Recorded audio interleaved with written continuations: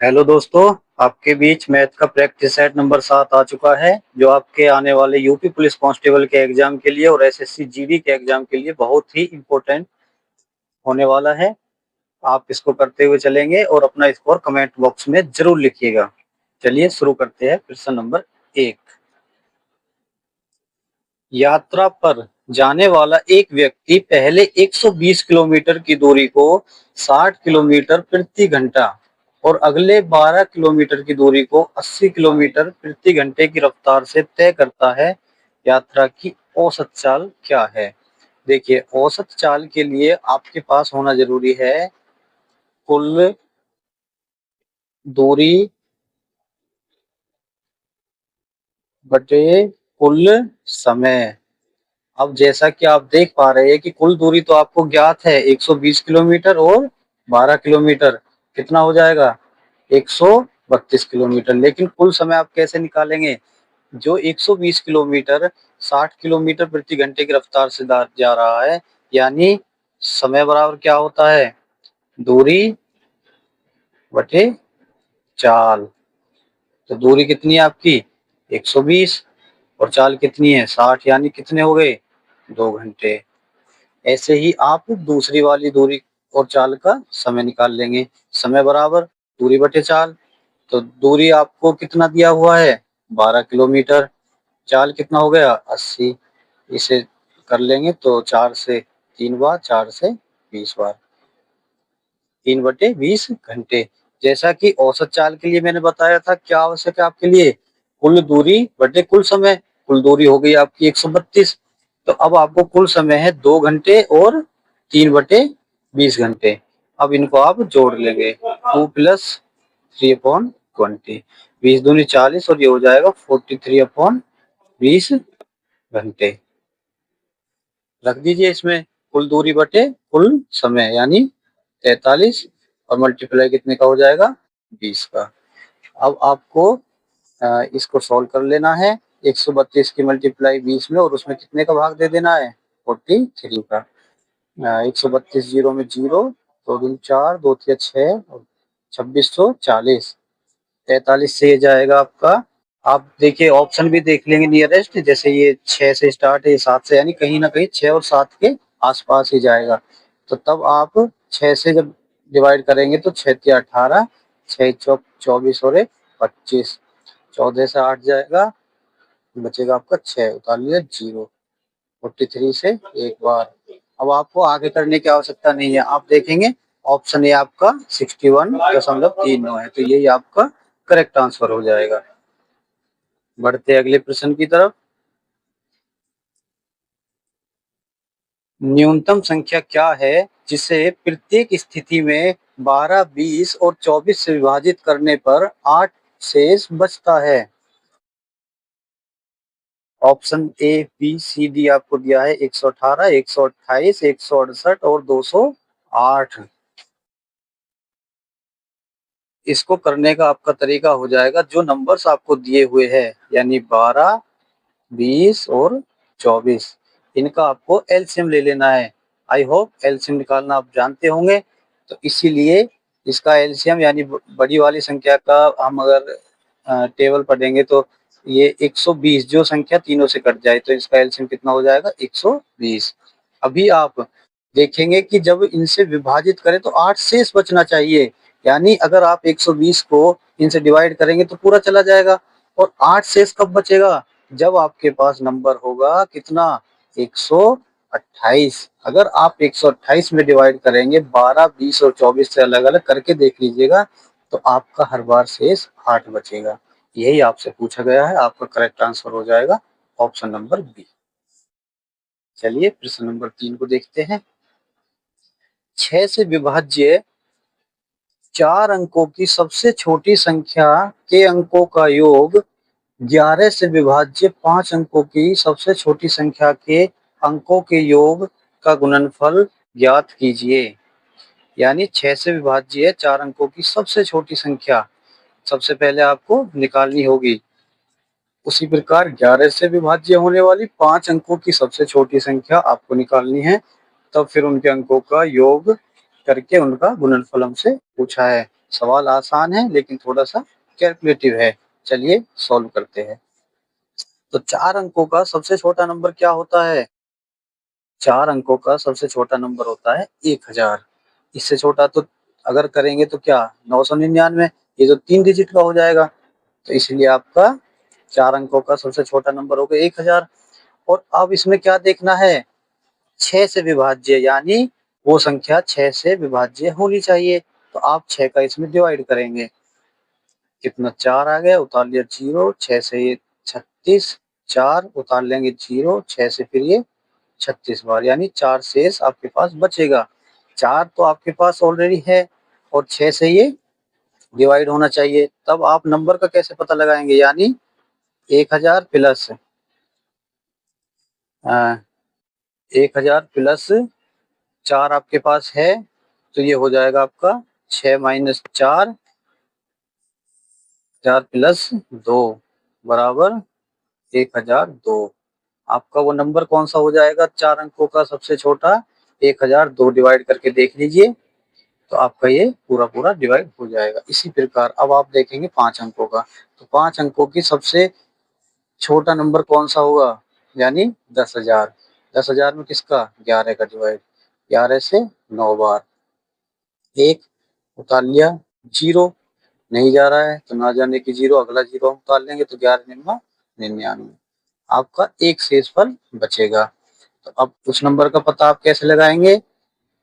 Plus 11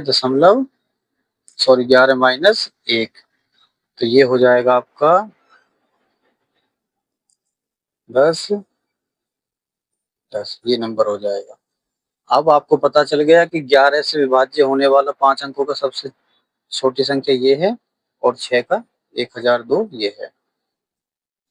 तो अब आप से पूछा गया है कि संख्या के अंकों का योग कितना हो गया? 2 और 1 3, 1 और 1 2, इनका आपसे क्या पूछा है? गुणनफल। सिंपल, यही आपका आंसर है, यानी ऑप्शन नंबर सी। बढ़ते हैं अगले प्रश्न की तरफ। 18 वस्तुओं को 15 रुपए के औसत मूल्य पर बेचा जाता है। प्रत्येक 12 वस्तुओं का क्रय मूल्य 100 रुपए था। यदि लेन देन में कोई लाभ हानि नहीं हुई है तो शेष 6 वस्तुओं में प्रत्येक का क्रय मूल्य ज्ञात कीजिए। 18 वस्तुओं को 15 रुपए के औसत मूल्य पर बेचा जाता है, यानी 18 वस्तुएं 15 रुपए प्रति वस्तु के हिसाब से बेची तो कितना हो गया? 270। प्रत्येक 12 वस्तु का क्रय मूल्य 16 रुपए था, यानी जो 12 वस्तुएं आपने खरीदी थी 16 रुपए था, 16 दूनी 32, यानी 192 रुपए। यदि लेन देन में कोई लाभ हानि नहीं हुई है तो शेष 6 वस्तुओं में प्रत्येक का क्रय मूल्य ज्ञात कीजिए। इनका अंतर आप करेंगे तो ये कितना हो जाएगा? 8 7 78। कितनी संख्याएं बची हुई है? 6, यानी प्रत्येक का क्रय मूल्य कितना आ जाएगा? आपका ऑप्शन सी 13। प्रश्न नंबर 5 को देखिए। 2x प्लस 3 अनुपात 5x प्लस 4 रेशियो 3:4 का त्रिगुणात्मक अनुपात है, यानी इन दोनों का त्रिगुणात्मक अनुपात क्या है? 3.4। अब आपको कंफ्यूजन पॉइंट जो है इसमें वो है त्रिगुणात्मक। आप समझेंगे, अभी आप जब इसको एक बार कर लेंगे तो आपको कभी से भूलना नहीं है। त्रिगुणात्मक देखिए प्रीवियस ईयर में आया हुआ क्वेश्चन है, अगर लिखा हुआ आएगा तो इसका मतलब क्या होता है? इसका मतलब होता है यानी घनात्मक अनुपात। क्या हो जाएगा? घन अनुपात। ठीक है, यानी क्यूब की बात ये कर रहा है, तो आपको इस शब्द को अच्छे से याद कर लेना है। अब आप समझ गए तो आप कर सकते हैं आसानी से। कैसे? चलिए बढ़ते हैं। 2x plus 3 upon 5x plus 4 बराबर घन अनुपात है, यानी ये कितना है? 3 3 9 27 और ये 4 का क्यूब कितना हो जाएगा? 64। बस यही आपको सोल्व करना है। 64 दूनी 128 x प्लस 64 की 3 में करेंगे तो 3 चौक 12 और ये 192। 5 की 27 में 5 सत्ते 35, 135 एक्स प्लस 27 चौका आपका हो जाएगा 108। अभी एक्स को एक तरफ कर लीजिए आप, जैसे 128 को इधर ले आइए तो ये हो जाएगा 135 एक्स माइनस 128 एक्स, और इसको इधर ले आइए यानी 192 माइनस 108। 12 में से 8 जाएंगे 4 और ये कितना हो जाएगा 8। 135 से 28 जाएगा तो ये कितना हो जाएगा 7 एक्स। अब एक्स को इधर लेके आइए तो 7 का डिवाइड किस में होगा 84 में। 84 डिवाइड 7 कितना आ गया 12। एक्स की वैल्यू कितनी आ गई 12। आपसे क्या पूछा है एक्स का वर्ग। 12 का वर्ग कितना हो जाएगा 144। ऑप्शन सी आपका करेक्ट आंसर। क्वेश्चन नंबर 6 को देखेंगे। दो कारों की चालों का अनुपात 10:11 है। यदि पहली कार 10 घंटे में 500 किलोमीटर की दूरी तय करती है तो दूसरी कार की चाल क्या है। अभी आप देखेंगे कि जो चीजें आपको रेशियो में दी हुई होती है हमको वही अपने हिसाब से निकालनी होती है, इसलिए सवाल में दिया हुआ होता है। देखिए पहली कार 10 घंटे में 500 किलोमीटर जा रही है तो यहाँ से आपको क्या मिल जाएगा, आपको मिल जाएगा चाल। जब आपको चाल बराबर दूरी यानी 500 बटे समय यानी 10 घंटे, कितना आ गया चाल आ गई 50 किलोमीटर प्रति घंटे। तो किसकी चाल आई पहली कार की, और पहली कार रेशियो सेकंड कार की चाल आपको दी हुई है। कितना अनुपात है 10:11। तो अभी जो फर्स्ट की कितनी आई है आपकी 50, यानी इसका कितना मल्टीपल है इसका 5 मल्टीपल है। तो सेकंड कितना हो जाएगा मल्टीप्लाई 5 यानी 55। क्या पूछा है दूसरी कार की चाल, आपका हो जाएगा आंसर भी करेक्ट आंसर। क्वेश्चन नंबर 7 देखिए। ए किसी कार्य को 8 दिनों में पूरा कर सकता है जबकि बी इसे 12 दिनों में पूरा कर सकता है। सी कितने दिनों में कार्य को पूरा कर सकता है। यदि सभी तीनों मिलकर इसे 3 दिनों में पूरा कर सकते हैं। सिंपल है, देखिए कैसे। ए कितने दिन में 8 दिन में, बी 12 दिन में, और सी का हमसे पूछा है। और सभी यानी ए प्लस बी प्लस सी आपको दिया हुआ है 3 दिन में। तो अभी आप इन तीनों का एलसीएम लेंगे। एलसीएम कितना आ जाएगा 24।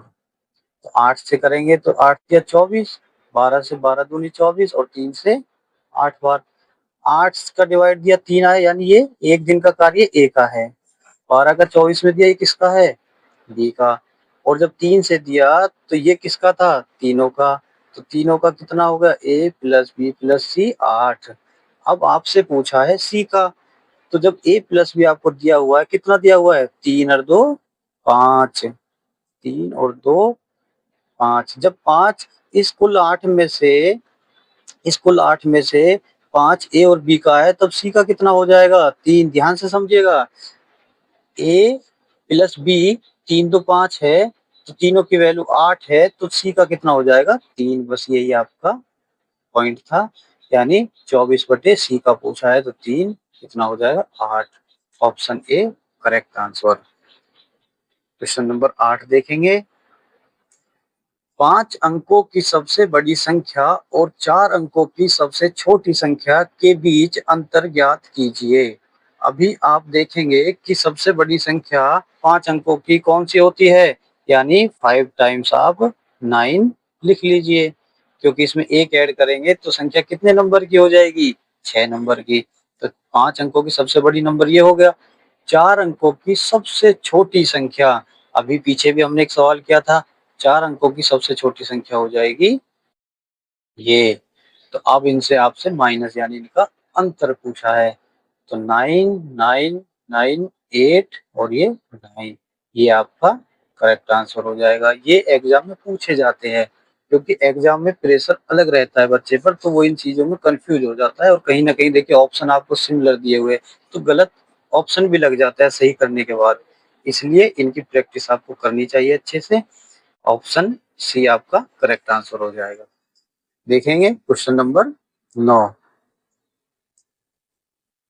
एक्स एक इमारत की 11वीं मंजिल पर एक लिफ्ट पर चढ़ता है और प्रति मिनट 57 मंजिल की दर से ऊपर की ओर बढ़ता है। उसी समय वाई उसी इमारत की 51वीं मंजिल पर एक लिफ्ट पर चढ़ता है और प्रति मिनट 63 मंजिल की दर से नीचे उतरता है। यदि वे इन दरों पर यात्रा जारी रखते हैं तो किस मंजिल पर उनके रास्ते मिलेंगे।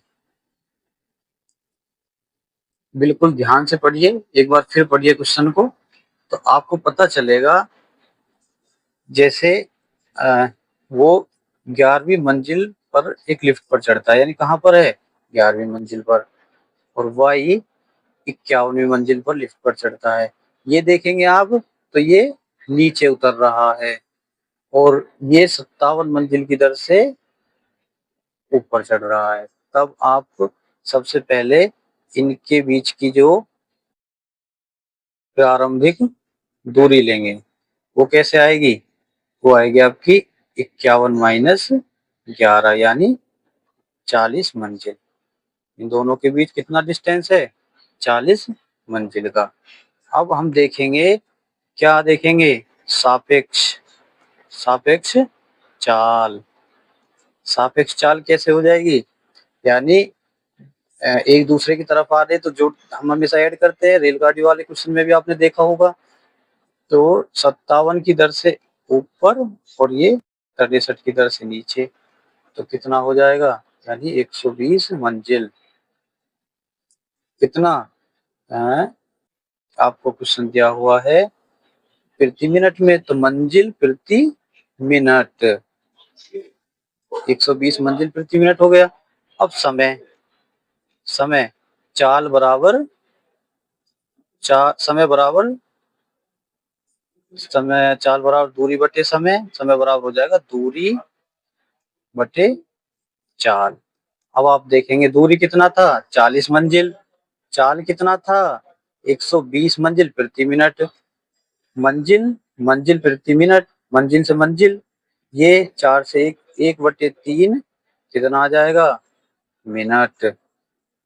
अब आपको किस मंजिल पर उनके रास्ते मिलेंगे, तो ये आप एक्स या वाई किसी भी एक से निकाल सकते हैं।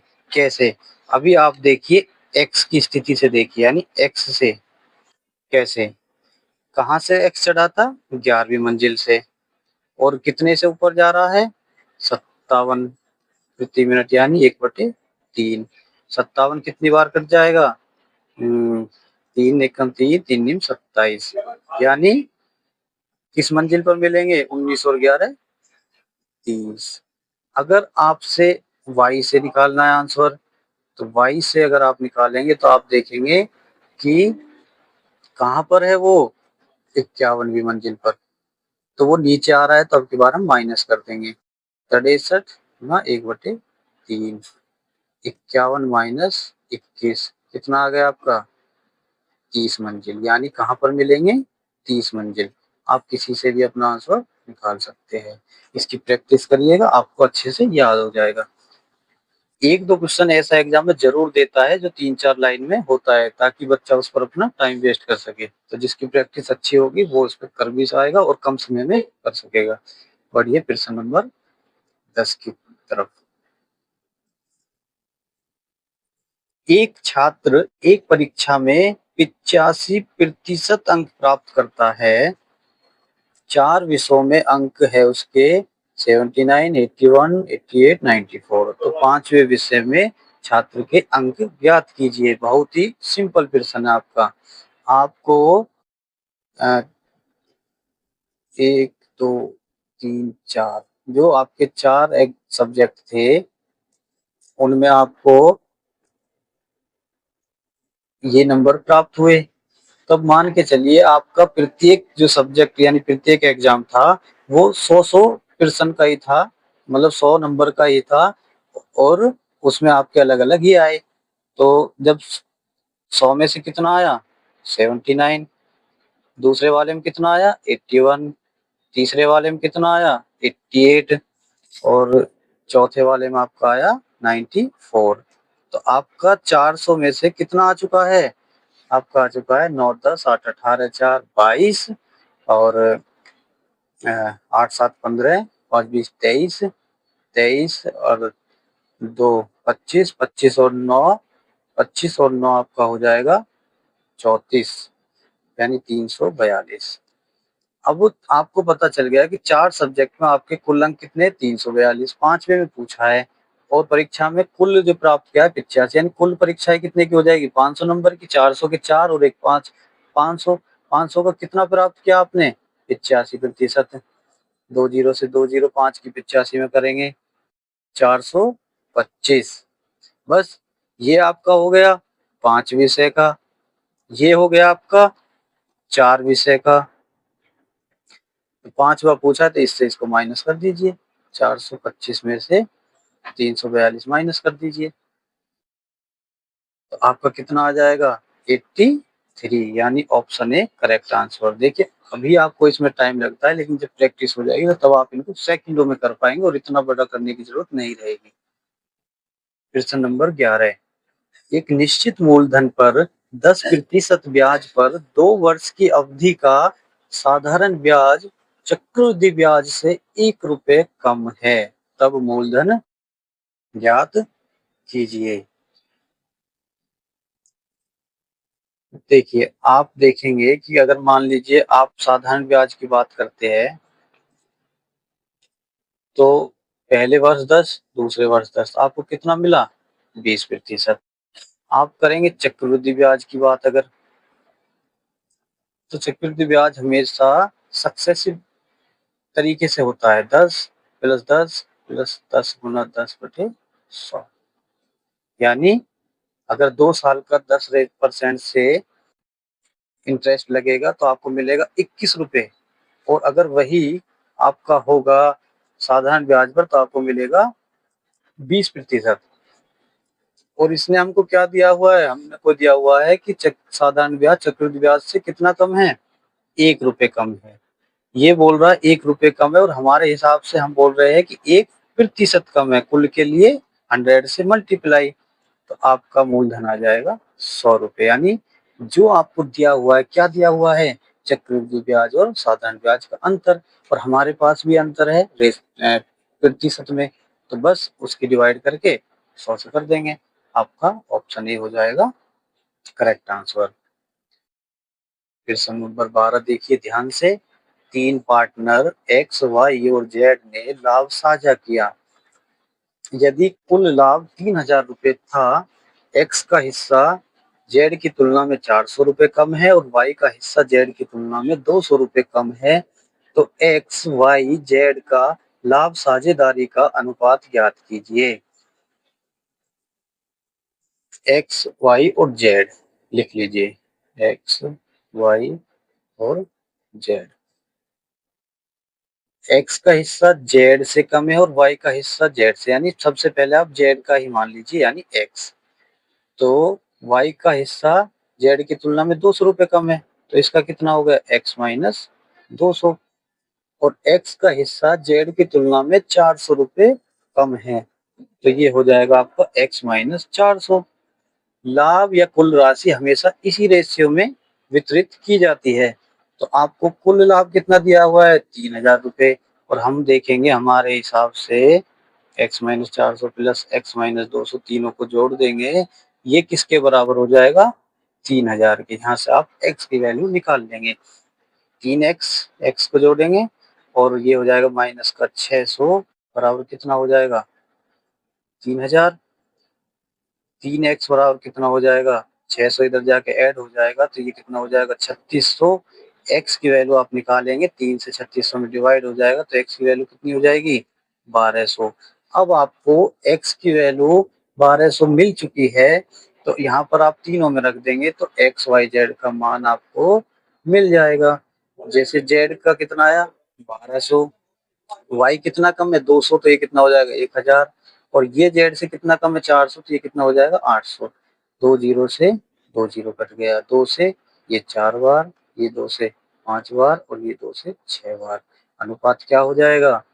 ऑप्शन नंबर सी 4, 5 और 6 आपका correct answer. Question number 13। 9 centimetre त्रिज्या के एक गोले को 3 सेंटीमीटर त्रिज्या के एक बेलन बनाने के लिए ढाला जाता है। बेलन की ऊंचाई ज्ञात कीजिए। गोले से क्या बना रहा है? बेलन। तो जो मेटेरियल इसमें लगा है उसी मेटेरियल यानी उसी पदार्थ को पिघला कर क्या बना दिया गया है? बेलन। तो यानी इसका आयतन और उसका आयतन दोनों समान हो जाएंगे। तो अभी इसके लिए आपके पास सबसे पहला फॉर्मूला याद होना बहुत ही आवश्यक है। जैसे यानी गोले का आयतन बराबर क्या हो जाएगा? बेलन का आयतन। अभी गोले का आयतन अगर मैं आपसे पूछूं तो कितना हो जाएगा? 4/3 पाई आर की पावर क्यूब। और बेलन का हो जाएगा पाई आर स्क्वायर एच।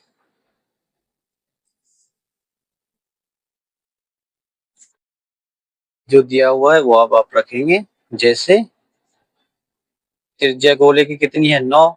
तो ये हो जाएगा आपका 4/3 मल्टीप्लाई पाई मल्टीप्लाई 9, 9 और 9, क्योंकि आर की वैल्यू 9 सेंटीमीटर दी हुई है। अब आप बेलन में जो दिया हुआ है उसकी वैल्यू रखेंगे। बेलन की त्रिज्या कितनी है? 3। तो 3 यानी 3 स्क्वायर यानी 3 × 3। और बेलन की ऊंचाई आपसे पूछी है तो ऊंचाई कितनी हो जाएगी? h। अब आप इसको सॉल्व कर दीजिए। आप सॉल्व करेंगे तो देखेंगे पाई से पाई कैंसिल। इस 3 या 9 से एक 9 कैंसिल हो जाएगा। इस 3 से ये 3 बार, तो 9 या 27 और 27 चौका कितना हो जाएगा आपका? 108 सेंटीमीटर। यानी ऊंचाई कितनी आ गई? 108 सेंटीमीटर। उम्मीद है आपको अच्छे से समझ में आया होगा। और देखेंगे क्वेश्चन नंबर 14। 10% की वार्षिक ब्याज दर पर 3 वर्ष के लिए 2000 रुपए के मूलधन पर चक्रवृद्धि ब्याज और साधारण ब्याज के बीच अंतर ज्ञात कीजिए। सबसे ज्यादा आपको इसमें दो चीजें पूछी जाती है। अभी आपसे क्या पूछा है? 3 वर्ष के लिए चक्रवृद्धि ब्याज और साधारण ब्याज के बीच अंतर। और एक पूछा जाता है 2 वर्ष के लिए। तो दोनों को करने का एक ट्रिक मान लीजिए, फॉर्मूला दिया हुआ होता है जो कुछ इस प्रकार होता है। देखिए, अगर मैं 2 वर्ष की बात करूं तो ये पहले आप देखिए क्या होता है। अंतर बराबर मूलधन यानी P गुना R/100 का स्क्वायर। ये कितने हो गया? ये हो गया आपका ये हो गया आपका 2 वर्ष के लिए। कभी भी 2 वर्ष के लिए चक्रवृद्धि और साधारण ब्याज का अंतर पूछेगा तो क्या फॉर्मूला हो जाएगा? मूलधन गुना दर बटे 100 की पावर 2। इसको आप नोट कर लीजिए। और यहीं पर अगर पूछेगा 3 वर्ष के लिए तो देखिए 3 वर्ष में क्या हो जाएगा? 3 वर्ष में इसी में मल्टीप्लाई हो जाएगी और वो हो जाएगा 300 प्लस R/100। सिंपल है सिर्फ। अब आपको अच्छे से याद हो जाएगा। अब हम करेंगे जो सवाल हमको दिया है उसे सॉल्व। चलिए, मूलधन 2000, आर की वैल्यू 10/100 की पावर स्क्वायर, 300 प्लस आर यानी 300 10/100। आगे करिए, 2000 10 का स्क्वायर हो जाएगा 100 और 100 का हो जाएगा 2 बार मल्टीप्लाई यानी 10,000। और ये कितना हो जाएगा आपका? 310/100। अब आप इसको सॉल्व कर लीजिए। इससे ये कैंसिल हो जाएगा। इस 2 जीरो से ये 2 जीरो कैंसिल हो जाएंगी। इस एक जीरो से ये और इस एक जीरो से ये एक जीरो कट जाएगी, तब आपका हो जाएगा 62 आंसर, ऑप्शन नंबर बी। कुछ दिन बाद जब आपकी प्रैक्टिस अच्छे से होती चली जाएगी, तब आपको इतना बड़ा सवाल करने की जरूरत नहीं रह जाएगी। क्यों? क्योंकि जब आप देखेंगे कि ऊपर 31 है और 31 तो नीचे से किसी से नहीं कटेगा, तब आप सीधा 31 का मल्टीपल देखेंगे और ऑप्शन भी लगा के आगे बढ़ जाएंगे।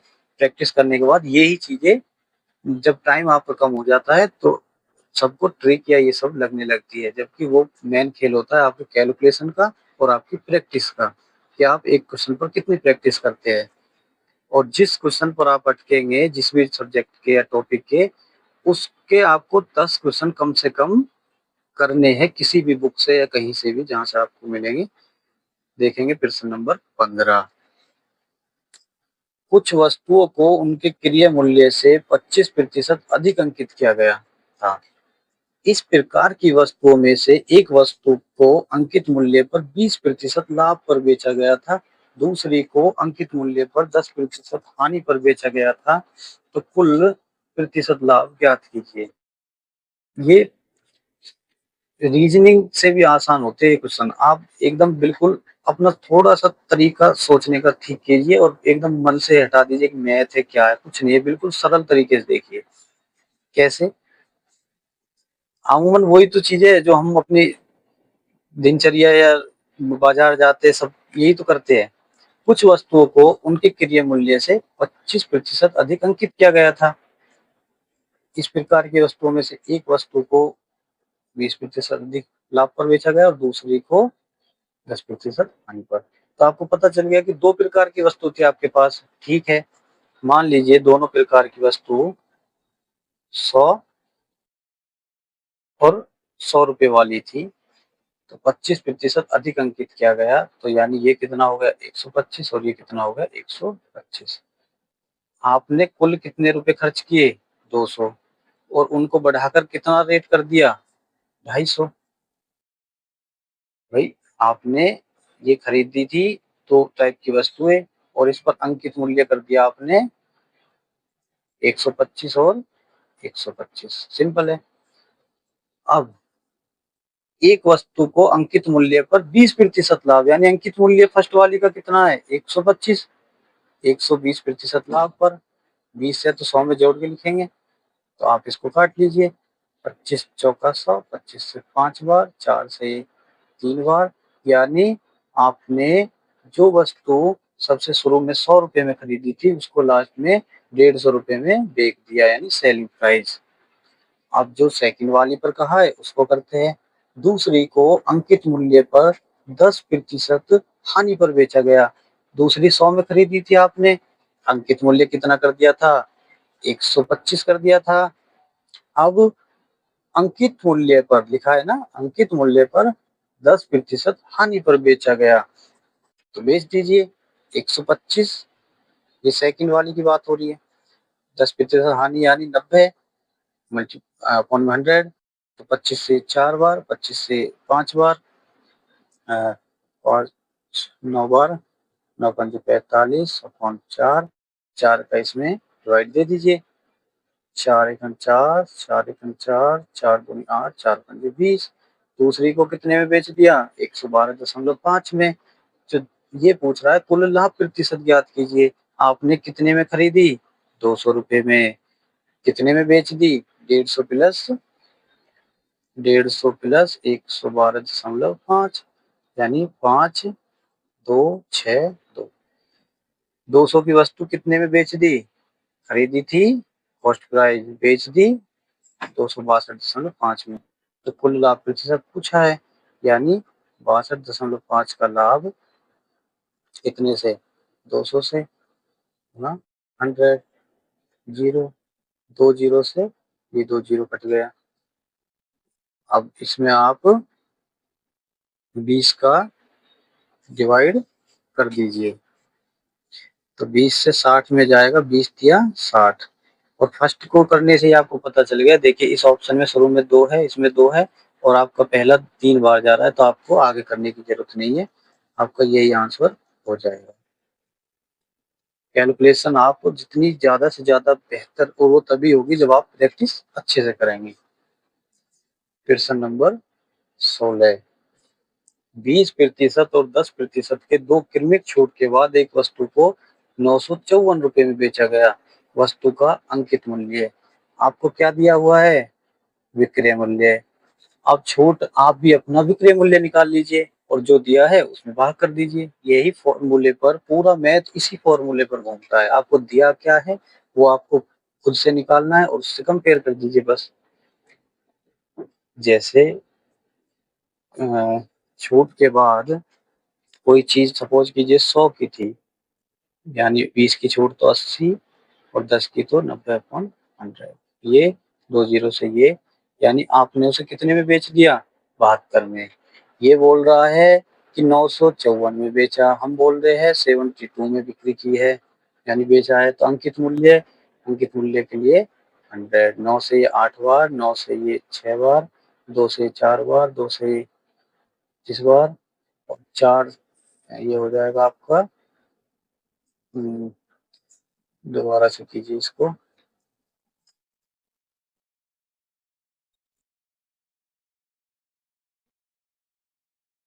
954/72 मल्टीप्लाई 100। 9 से 8 बार, 9 से ये 106 बार, 2 से ये 4 बार और 2 से ये 2 से ये 4 बार, 2 से ये 53 बार कट जाएगा।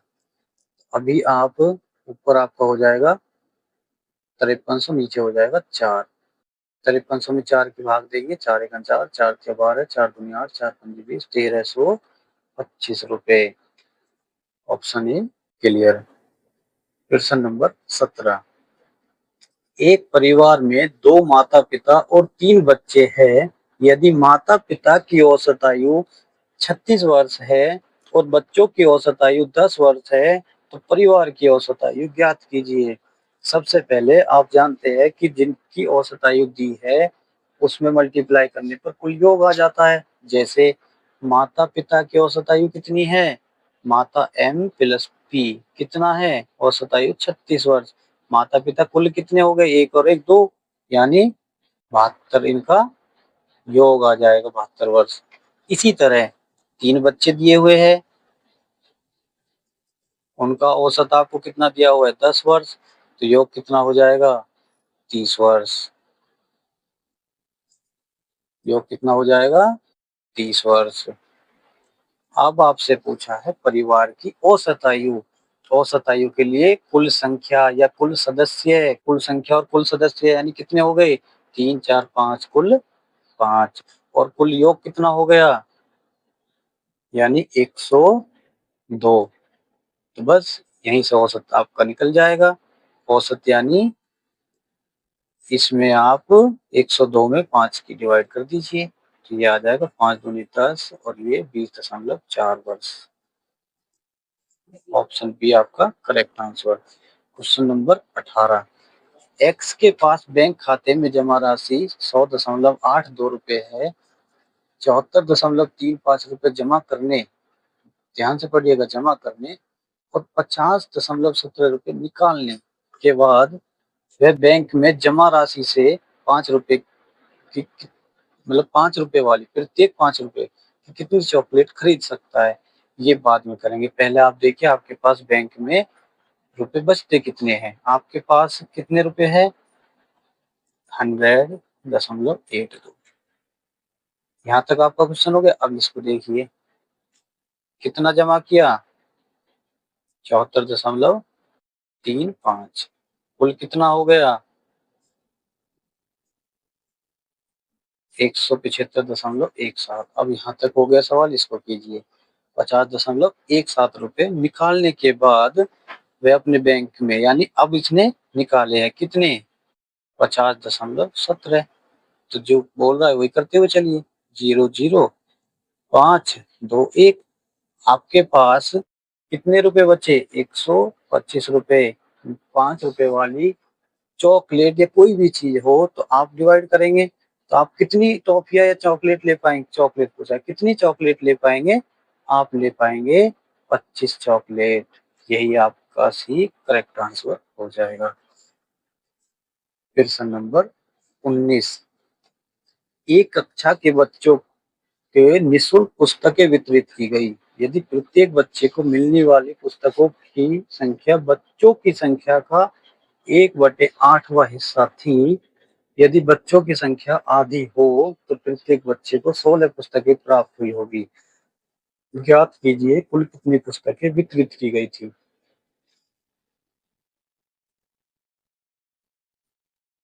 देखिए, जब इस तरह के क्वेश्चन आपको मिलेंगे ना एग्जाम में, तो वो एग्जाम में सिर्फ इसलिए देता है ताकि कर तो लेगा स्टूडेंट, लेकिन वो समय इसमें लैंग्वेज पढ़ने में क्वेश्चन को इधर-उधर समय टाइम टेकिंग क्वेश्चन रहेगा वो, आपका समय ज्यादा लेगा।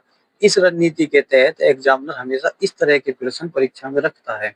तो आपको उसी माइंडसेट से अपनी तैयारी करनी है कि भले ही मुझ पे ये हो जाएगा, लेकिन उस समय आप इसको छोड़ के आगे बढ़ जाएंगे और अगले आसान प्रश्नों को करते हुए चलेंगे। ये एक तरह से प्रीवियस ईयर के ही सभी क्वेश्चन है। तो आपको स्ट्रेटजी से काम करना होगा, वो मैं आपको एग्जाम से पहले जरूर एक वीडियो अलग से लाकर बताऊंगा। तो आपको जब लैंग्वेज ज्यादा दी हुई हो तो आप थोड़ा उस सवाल को रोक के आगे कर लीजिए पहले। तो अभी इसका सॉल्यूशन देखते हैं।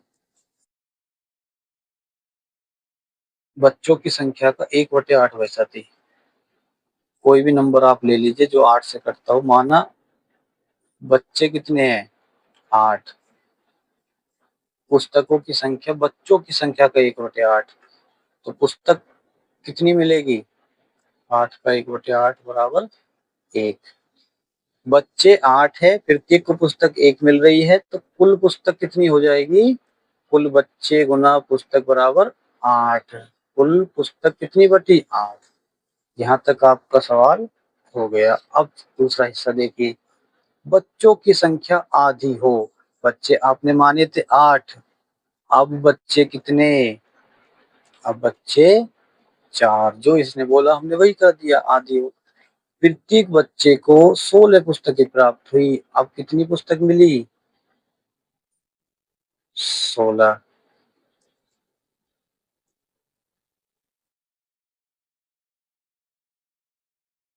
कितनी मिली? 16। तो कुल पुस्तक अब कितनी हो गई आपके हिसाब से? 16 चौका 64। बस यही आपका पॉइंट था कि कुल कितनी पुस्तकें वितरित की गई थी। यहाँ से आपको कुल पुस्तक कितनी दी हुई है? 8। अभी अगर इसको x मान के करते तो ये 8x हो जाता है एक तरह से, यानी 8x की वैल्यू कितनी हो गई है? 74। यहाँ से एक पॉइंट की वैल्यू आप निकाल लेंगे तो बराबर कितना हो जाएगा? 8। तो कुल पुस्तकें बांटी गई, तो कुल पुस्तकें आपकी हो जाएंगी। कितनी दी है कुल पुस्तकें? 64 जो आपने निकाली थी। और आपके हिसाब से एक पॉइंट या एक एक्स कुछ भी मान लीजिए इसको, आपने कितनी वैल्यू निकाली? 8। तो कुल पुस्तकें वितरित कुल पुस्तकें के लिए आप 64 में 8 का मल्टीप्लाई कर देंगे। 8 चौक 32, 8 चौक 32 और 8 छंग 48, 3 51, 512 कुल पुस्तक बांटी गई। प्रश्न नंबर 20 को करेंगे। दो संख्याओं का एचसीएफ और एलसीएम 32 और 192 है। इनमें से एक संख्या 64 है, तो संख्याओं के बीच अंतर ज्ञात कीजिए। देखिए, यहाँ से इस तीन चीजें जो दी हुई है, यहाँ से आप निकालते हैं हमेशा दूसरी संख्या। तो दूसरी संख्या आपकी हो जाएगी, इसका फॉर्मूला है फर्स्ट नंबर यानी पहली संख्या गुना सेकंड संख्या बराबर एचसीएफ गुना एलसीएम। तो पहली संख्या कितनी है? 64।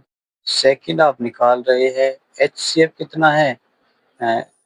एचसीएफ है आपका 32।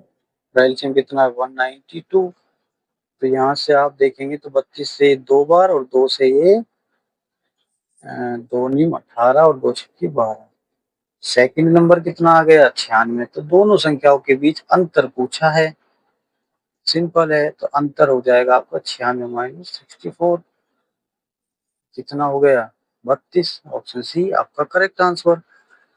अभी आप देखेंगे अगला प्रश्न। आप ये एससीजीडी और यूपी कांस्टेबल को लेकर जो सेट बनाया जा रहा है, तो अभी आप इतने क्वेश्चन की प्रैक्टिस कीजिए। ये आपका होमवर्क का क्वेश्चन है। कैसे?